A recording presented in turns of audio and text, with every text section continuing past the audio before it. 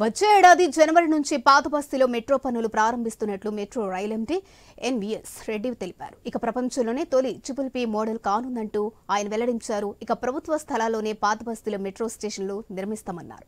మియాపూర్ నుంచి పటాన్చెరు వరకు 10 స్టేషన్లు వస్తాయని, ఈ కారిడార్లో డబుల్ డెక్కర్ నిర్మాణానికి ప్రణాళికలు వేస్తున్నారు. ఇక విమానాశ్రయం రూట్లో 1.6 కిలోమీటర్లు underground metro వస్తుందన్నారు.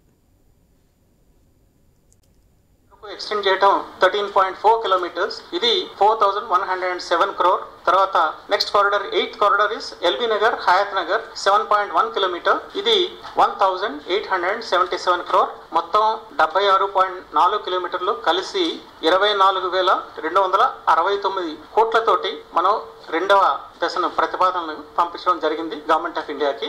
Part below, అది పార్ట్ ఏలోది. పార్ట్ బి అయినటువంటి ఆర్జీఐఏ ఎయిర్పోర్ట్ నుండి 4th సిటీ స్కిల్ యూనివర్సిటీ వరకు, మీర్ఖాన్పేట వరకు 40 కిలోమీటర్లు.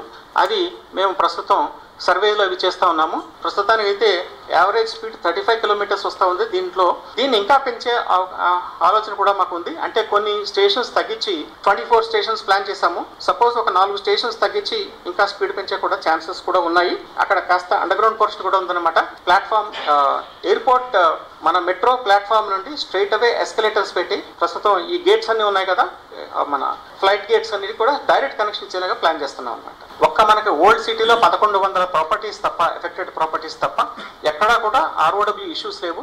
ప్రైవేట్ ఆస్తులు తీసుకునే పని లేదు. ఇప్పుడు డిపోలు మన